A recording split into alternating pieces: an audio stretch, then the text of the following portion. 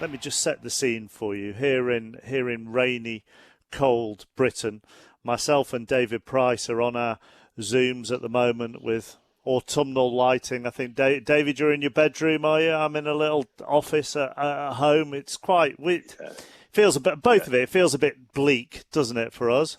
I was looking at how bright it is where Bunsey was, and I've been like changing my camera. I didn't realise he was in. It's midday where he is, isn't he? Yeah. Whereas as David says, Bunsey looks like he's in Miami Vice at the moment. Crisp white shirt, looking very healthy. The sun reflecting off the window behind him. Enjoying yourself, Steve? Hard life? You know what, chappers, it's not worth complaining. I'm obviously out on the strip in Las Vegas, which is a sentence I'll never grow tired of using. And let me tell you something, it's been 100-odd degrees in this town. But today, believe it or not, there are storm clouds overhead. That means over the Empire State Building, over the medieval castle, over the Statue of Liberty, over the canals of Venice, over the Eiffel Tower, over the fountains that streak 200 feet up into the air, over the pirate schooner, over the volcano, over the ghost of Elvis Liberace and Frank Sinatra. It's an awful day at the moment here. The Las Vegans are livid. Where's the sun, they're saying? We want our 100 degrees back. And I tell you something, this city is still swinging, you'll be pleased to know, but it really needs something big. And what it could really do with is a massive heavyweight title fight. It's a city of boxing, it's a city of champions, and these two, Deontay Wilder and Tyson Fury, they're in town, and it feels that way now, chappers. Does it? Does it feel like a big fight week, as Vegas would have felt in previous trips for you pre-pandemic?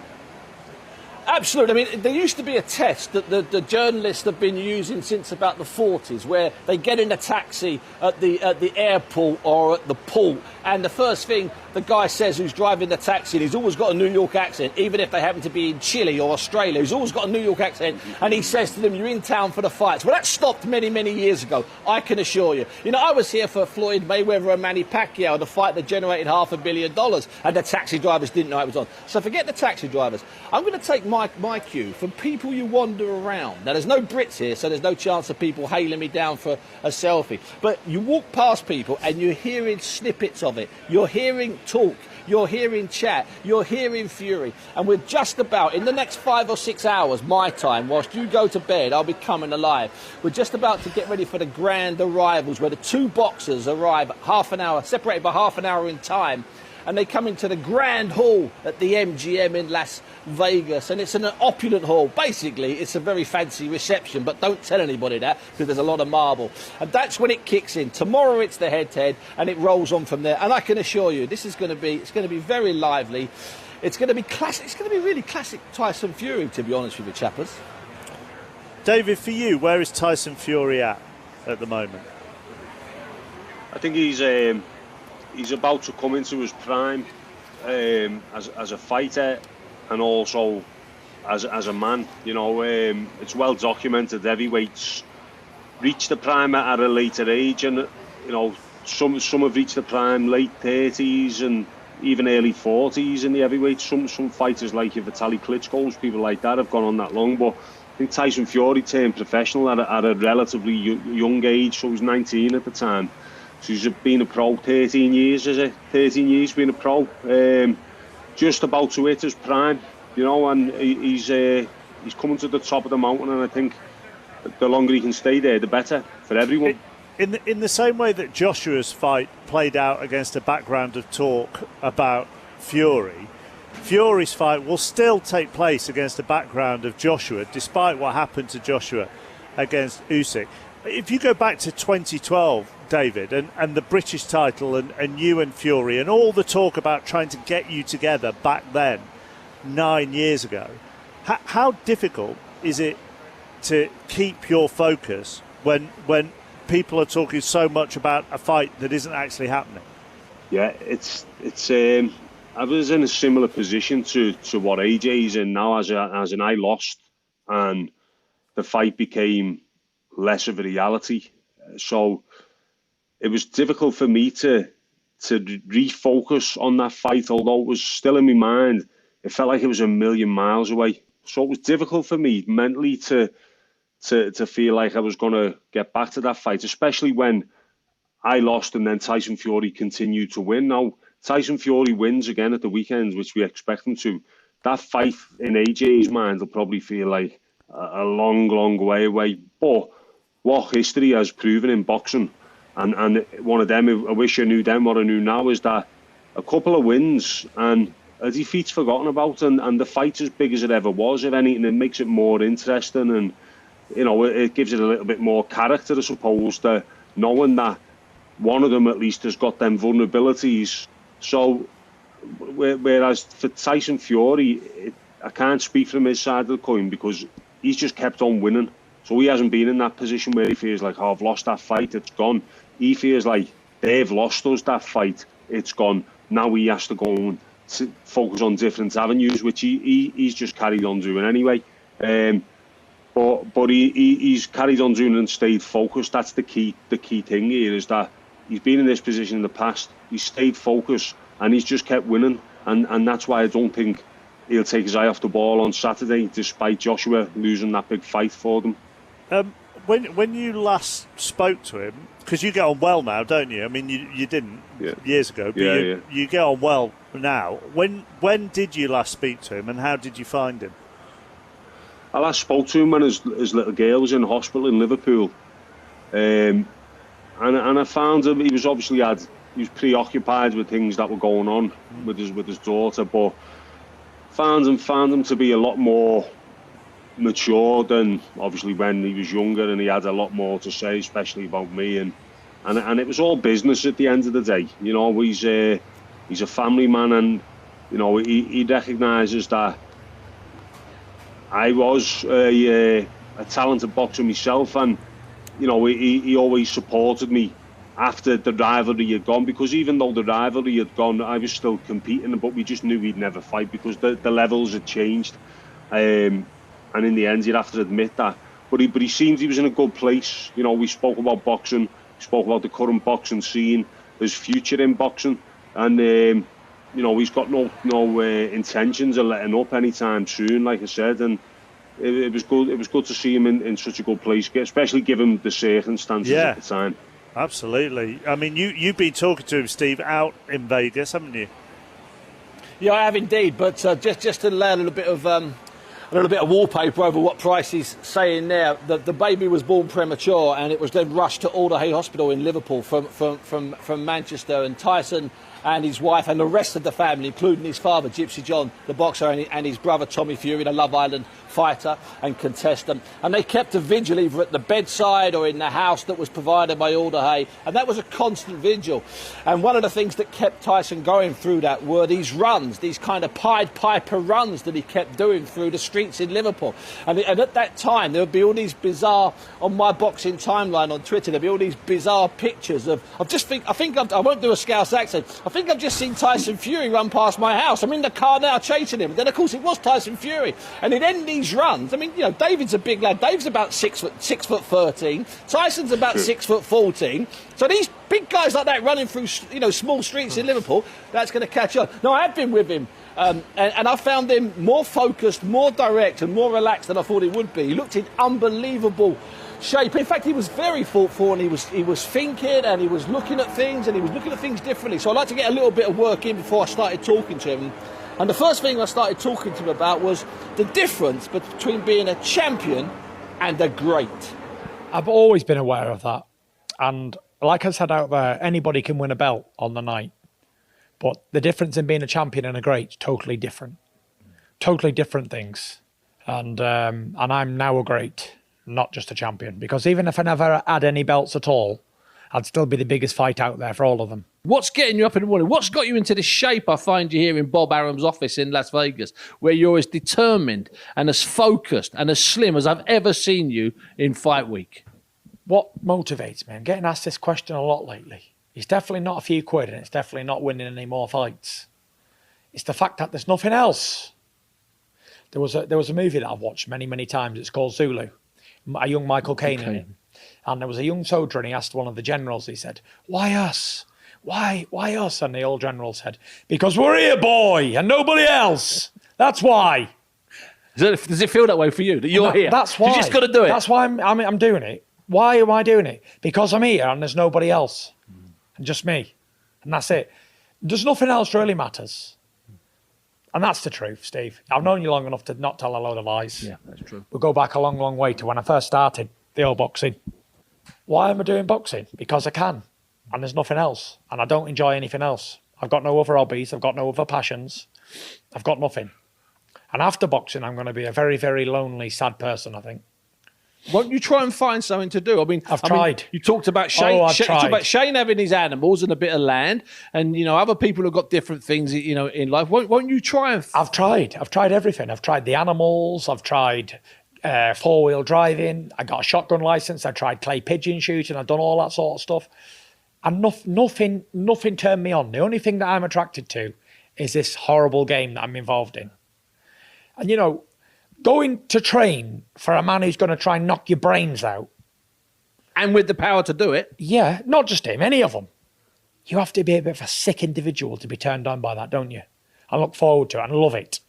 Well, that was a cut down of our Tyson Fury interview. If you want to hear him in full, check out the previous pod episode on the 5 Live Boxing with Steve Bunn's feed. It's called Tyson Fury, Going from a Champion to a Great. Where do we begin? Where to start? Where to start with that? I mean, I hadn't listened to that before doing the show, right? So that's the first time I have heard that. And I would say out of the 11 and a half minutes, probably 8.5 minutes of it, Steve, left me gobsmacked.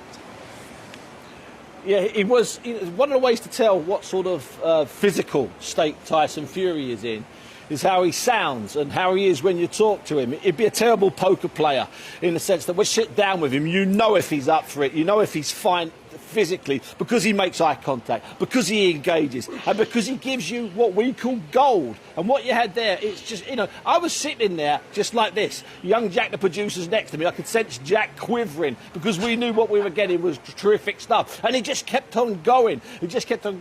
He looks in great shape. Let's deal with that first.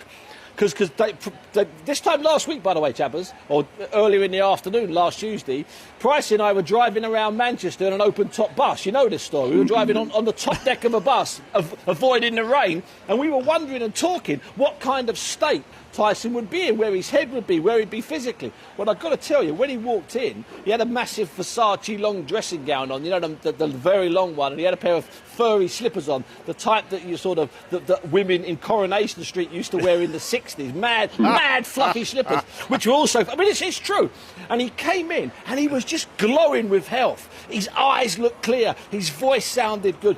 I think he's going to be, we'll talk about weight a bit later, I think he's going to be lighter than normal. So that part of it was great. That reassured me. And then he was open again and talking first time I'd heard him talk about the dangers when he finishes boxing and how he will need that gym to keep him sane, for want of another expression. And then he drops the bombshell at the end that he can help Anthony Joshua become a big man again to beat Usyk. But then luckily he says, but I won't be able to train him to fight me, which is decent of him, I guess. Where do you start? Well, you've painted a picture of him looking like a cross between Liberace and Hilda Ogden there about, Bingo.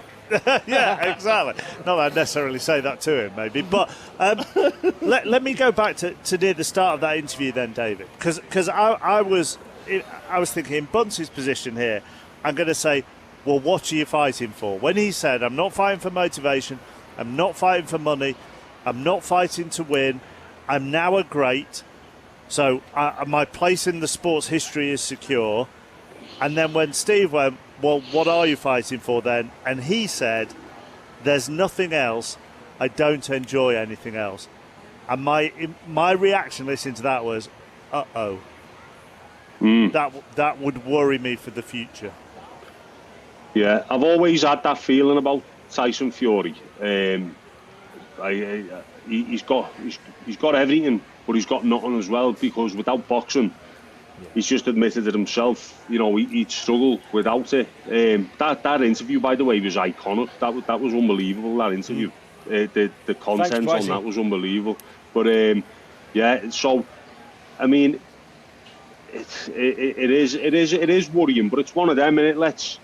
Let's worry about that when the time comes, because let's just enjoy him while he's here, I'd say. And if he can get the help that he may well need to adjust to life after boxing, and he's talking about getting involved with training and his foundation and everything else, as long as he's got an outlet to put all this energy that he's got, I'm sure he'll be a success, because he's become a massive success at his chosen profession. As long as he can focus on something else after boxing, he'll be great. He wouldn't say this, although he did partly say it when talking about how differing governing bodies have maybe treated him, Steve.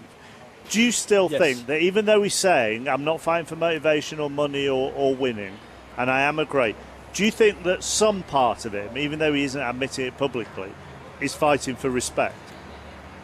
He's still fighting for respect. He's fighting for recognition. He's fighting against some prejudices, with his gypsy background. That's over here. That's in compartment A.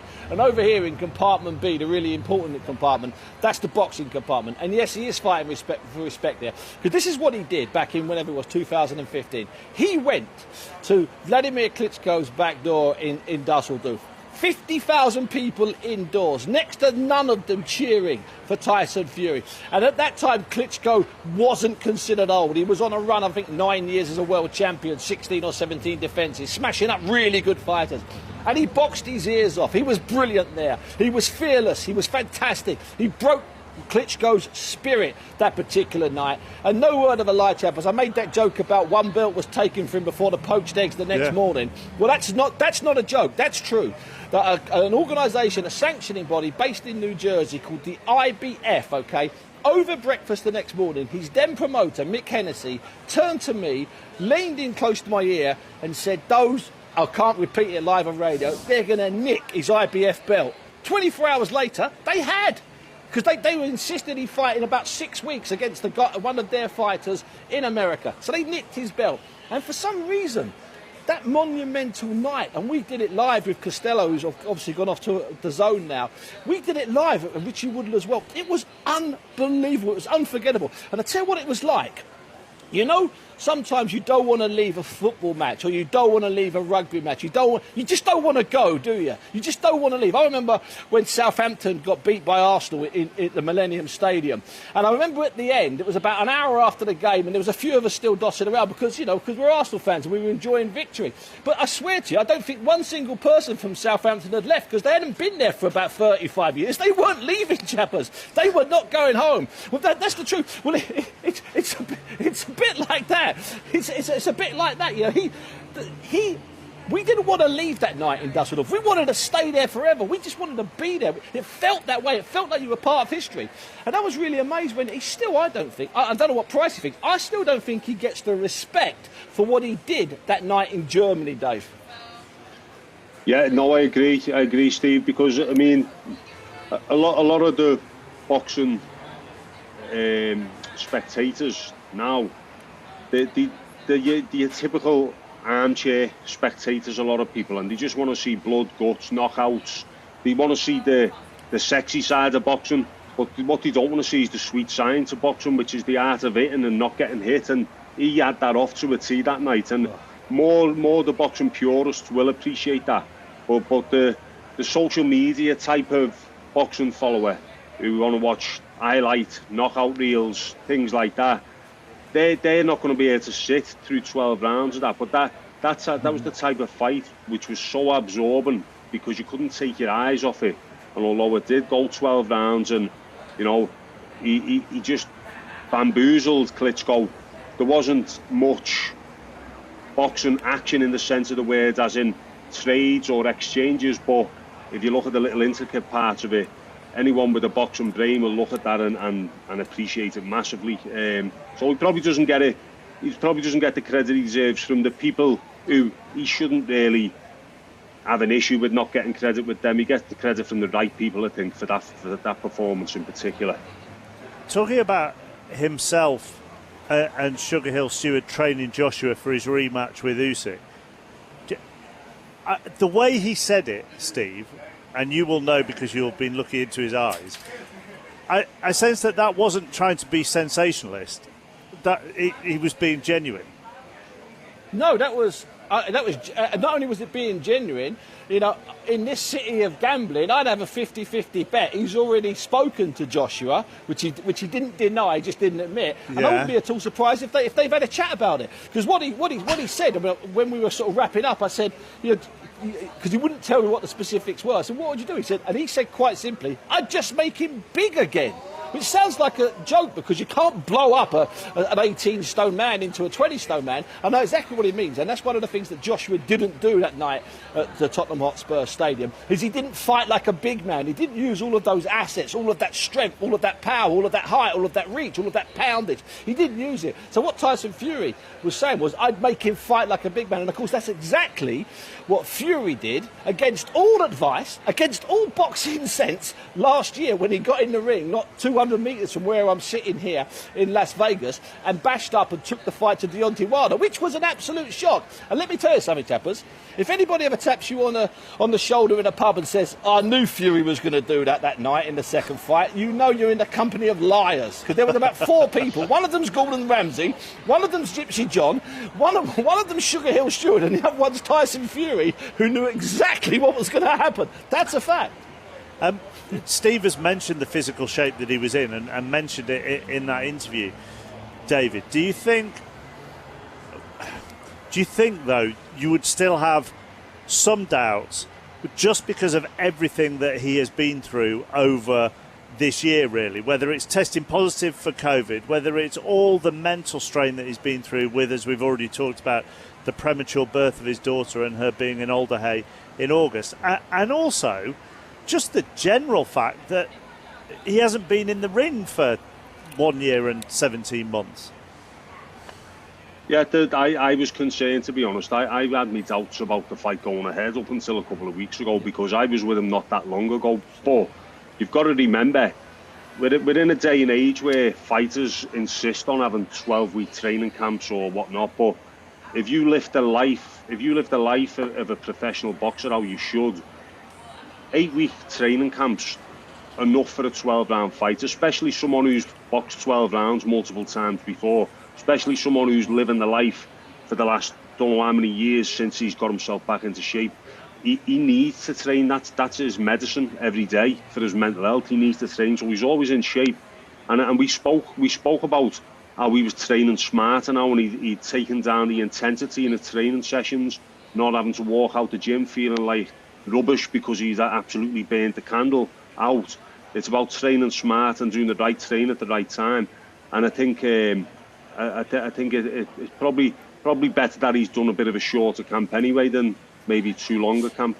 There's no chance does of not having an actual fight for that long make a difference? I can remember talking to say rugby players during the pandemic, and whilst they were doing all the fitness and all of this, they were talking about, you know, that actually your body becomes less used to the physical contact because they weren't able to do it in training because they were working on their own and so on and so forth. So does not actually having a fight for so long, will that make any difference?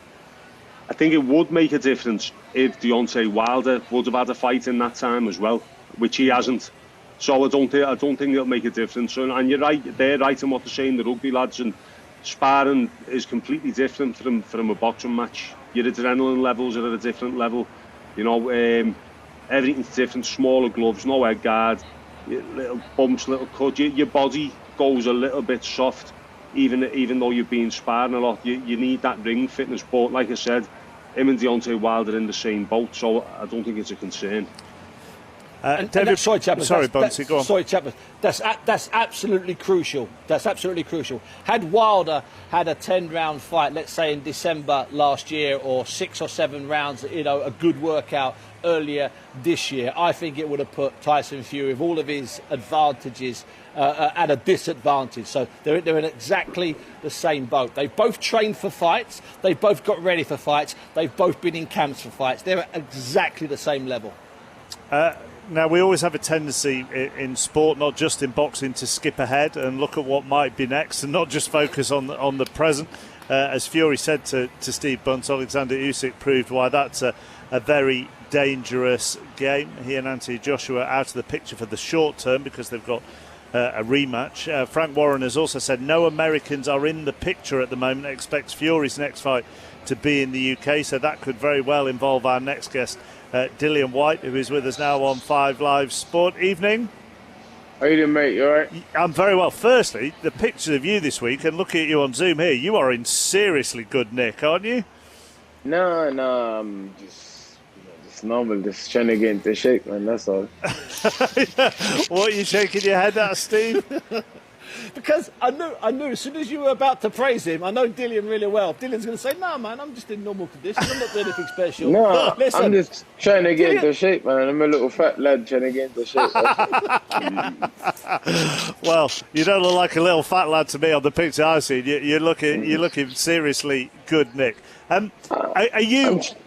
Go on, sorry, Dillian. Go on. No, so I'm trying. It's a serious fight, top level fight. So obviously I need to. I try to be in best shape as I can. Obviously, the times I haven't been in shape, I've either been injured or, taking fighting like 2 weeks' notice. So, but I try not to be in shape all the time because I understand what I'm getting myself into, and obviously, I get no favors in boxing, so I try to always come as ready as I can be. Are you hearing? And I realise we're jumping ahead here, but if you get through your fight at the end of the month, that you will get a shot at Tyson Fury. To be honest, I haven't really.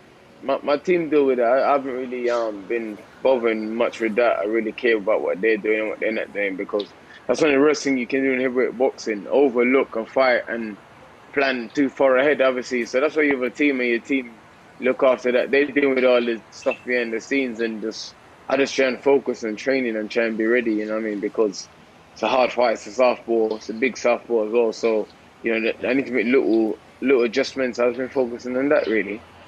Bunsey, you're nodding away. Do you want to come in? Yeah, I do, because Dillian is maybe underplaying it. This guy Otto Wallin, who is fighting, who exactly 2 years ago went the full 12 with Tyson Fury and caused Tyson Fury some real problems in that fight. Tyson Fury won, don't get me wrong, but it was a competitive fight. But he put 42 stitches in a cut above Tyson Fury's eye and really pushed Fury that night. Now, and since then, he's had 2 really good wins. He hasn't gone away and trodden water and bashed up a couple of guys that are easy to knock over, who are being paid to fall over. No, he's had 2 good wins, and he's really big, and he's young, and he's a real danger. And if Dillian wasn't on, I'd be complimenting him, because I've been complimenting Dillian on his choice of fights, even if I don't agree with them. I think they're too hard. He fought Alexander Povetkin, a guy that had won a world title, been a world champion, and had hard fights with Anthony Joshua. Dillian fought him in a massive wrist fight last summer and got beat him in the rematch. And at that point, when Dillian fought him, and just to give a little bit of background here, Dillian had been the #1 contender for the WBC. I'll give you a chance at multiple choice, chap, because I love a quiz show. Was Dillian Whyte the #1 contender for 1 day, 10 days, or 1,000 days? There we are, I've given it away. C. Absolutely. 1,000 days he waited for his chance to fight for a world heavyweight title, which he was overdue. Took a risk against Povetkin, got beat, came back and stopped Povetkin this year. So Dillian's up to something like 12,500 days of waiting for #1. And taking the Otto Wallin fight is both fantastic and a massive risk, and Dillian knows that. So when you look at those 1,200 days, Dillian, and this wait that Steve is talking about, how do you deal with that? I don't know. My mindset in life is you never give up, man. You just keep plowing on. You just keep plowing on. Nothing in life is promised. You know what I mean? Nothing in life is promised. Not even that I'll wake up tomorrow is promised. So I just keep plowing on. Take every day as it comes. Grateful for every day. Grateful for the position I'm in, considering where I've come from in life and stuff like that. I'm just grateful. We were talking earlier about what motivates Tyson Fury, Dillian. Does the injustice that Steve was talking about motivate you? You know, I'm motivated by the things I've been through in life and trying to provide for my family. The injustice does add a little bit more spice to it, but I'm just motivated to succeed and to change my life and make sure my children don't grow up go through half the things that I went through as a child. Because I was doing stuff as a child to survive that I wouldn't wish on an adult to do. A final one. How do you view Fury Wilder? I think it's a really interesting one this time, because we don't know where Wilder is at. We don't know where Tyson Fury is at, because a lot of things is happening in the middle. Obviously, you give the edge to Tyson Fury, but a lot of things is happening in the middle. Obviously, stuff, personal life and other things. And obviously, Wilder's been quiet, but he's been working, we don't know if he's recovered from at all because he went on this crazy rant and started going crazy and saying stuff and blaming stuff and started acting crazy. So we don't know where they're at fully. But obviously, smart money will pick Tyson Fury to win again. But something inside of me just saying, we have to. Wilder might spring a surprise on us, Thank you very much for coming on. All the best with Otto Wallin as well at the end of the month. Thank you. Nice to see you, Pricey, as well, mate. Look after Good yourself, luck, buddy. Dillian. I'm going to come your fight, mate. Thanks. All the best, pal. Thank you. God bless you. Cheers, mate. Cheers, Dillian. Thank you very much. Dillian White with us on 5 Live Sport. David, in Steve's interview with Tyson Fury, he talked about how him and Wilder, they've had the 2 fights previously, they'll know each other, they'll know each other inside out in many ways. One punch can settle it, of course. How are you viewing it? Well, going into the rematch, my philosophy was that in any other fight, a referee may well not have even counted when Tyson Fury hit the floor in the first fight. So he can be knocked out by Deontay Wilder in that term of the word knocked out. But although he got up and won the fight, but Deontay Wilder's got the power to knock Tyson Fury out on that basis. So that's always going to be there. But Tyson Fury is not the type of boxer who'll make the same mistake twice. And I think his tactics in the second fight were perfect. He fought fire with fire. He made Deontay Wilder go backwards, put him under pressure, and kind of bullied the bully, if you will, and he didn't know how to deal with it. And like Dillian's just said, then a lot's gone on in the time in between, and we don't know which Wilder's going to turn up. I think, like I said before, I think Tyson Fury's coming to his prime and into his, he's going to be at his peak. So I think similar tactics than last time. He's just going to have to look out for that right hand, and with someone with reflexes like Tyson Fury's got, as long as he stays switched on, he can win the fight hands down again. There's a contrast, isn't there, Steve, between sort of the calm, philosophical nature of Tyson Fury in his interview with you and Deontay Wilder in general? I'm not sure where to start with Deontay Wilder because I think I wrote about this the other day. There's so many things he blamed for last year. One of the things I've only just found out he blamed was the lyrics of Patsy Cline's Crazy. He said there was a subliminal message in there somewhere which was influencing everybody. He also claimed hang on. people... Is this real or is this one of your long stories? Is this when you told me you were best mates with Fred off First Dates, which then turned out to be true? I know, yeah. Funny enough, I've just been talking to Fred about Marrakesh 5 minutes ago, but that's neither here nor there. But you know that, chappers, let me tell you something. I might, and I'll hold my hands up, I might lift things up a little bit. I might give it a little bit of topspin. I'm not denying that.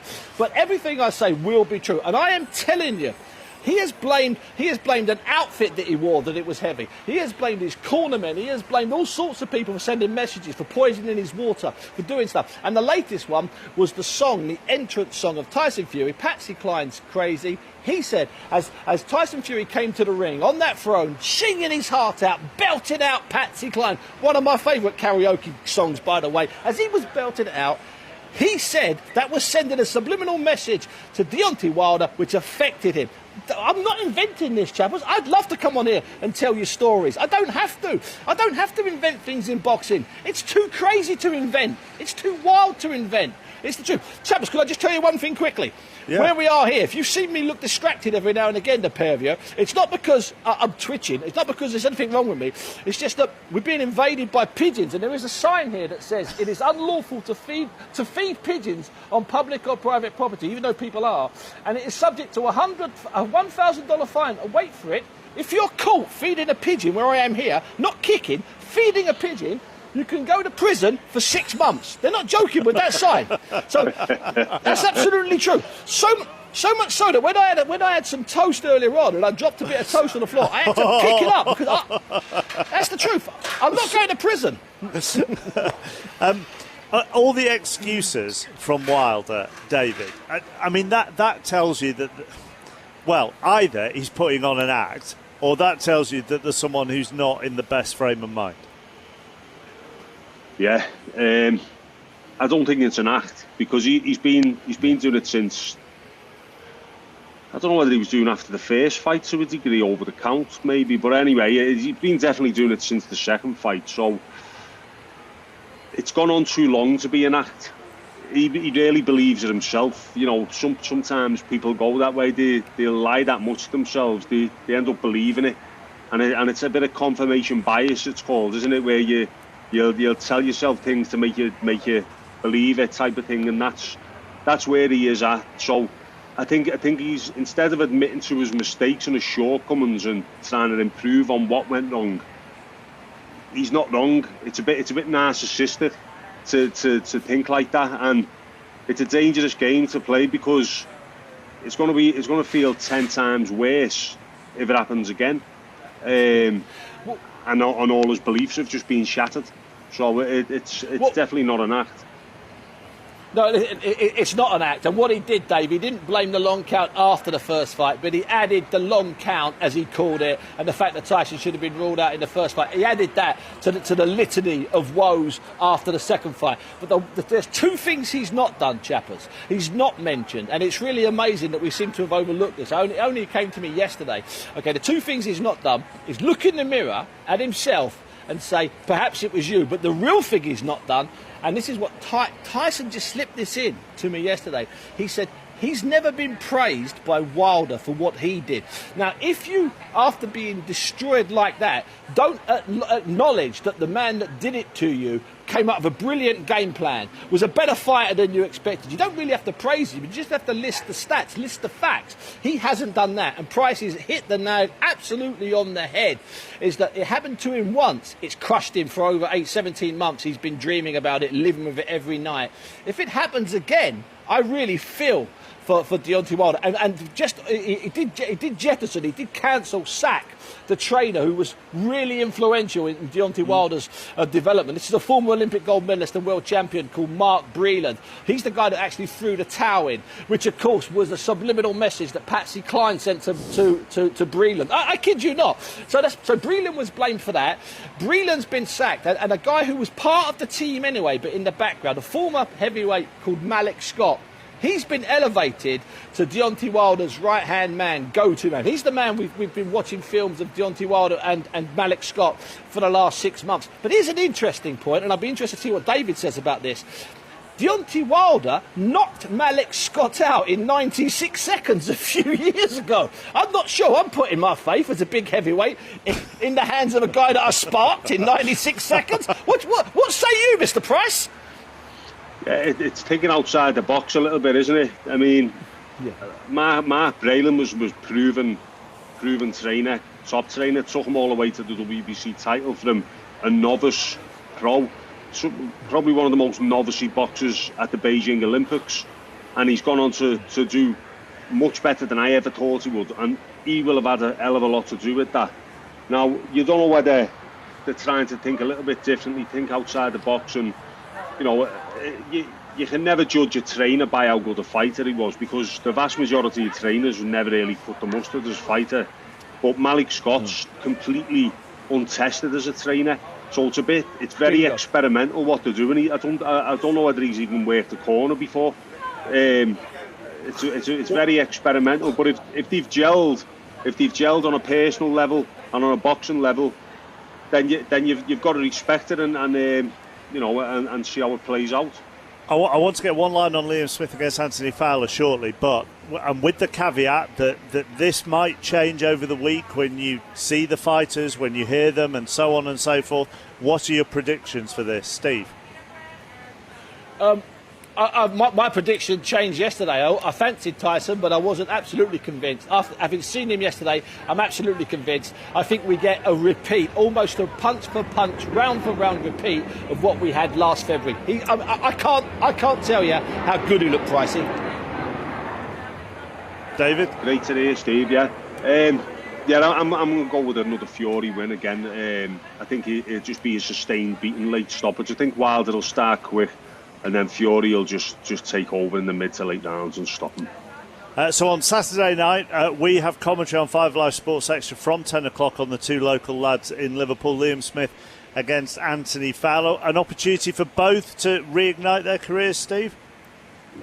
Yeah, it's a terrific fight, and there's a history of all Liverpool fights at the Echo Arena. There's a history of great fights. There's a history of great nights there. David was involved in one or two of them. I think this is a really hard fight for both of these. Liam Smith's put himself under a bit of pressure. He's basically said, if I lose to this guy, and the rest of that sentence is this upstart, this guy that hasn't got the experience, then I'm finished. For Fowler, it's a great opportunity. I know one thing, I cannot see anything other than something truly dramatic. As much as I love being in Vegas and talking to you, chappers, I'm telling you, I'd love to be able to teleport myself to that fight just for the 7 or 8 rounds it lasts. It'll be some atmosphere, David, won't it? You'll be ringside for us. It's going to be a great night, yeah. Looking forward to it. Like Steve said, there's been great Liverpool local rivalries over the years. I think this is probably up there with the best. Liam Smith's a former world champion, fought at a high level outside of his world title fights. And Anthony Fowler, he's a 2016 Rio Olympian, being on the fast track as a pro, fought in the WSB as an amateur. He's a lot better than people are giving him credit for. It's a real 50-50 fight, and it's got the whole city talking. Thank you, David. Really appreciate your company this evening. Thank you, Steve. I think I can hear a helicopter circling. Maybe they're coming to nick you for giving that bit of toast to the pigeon. I'm sure we'll Thanks, talk fellas. later this week, unless you are right. in jail, of course. Cheers, David. Thanks, cheers, Cheers. Steve. Let's get ready to rumble! 5 Live Boxing.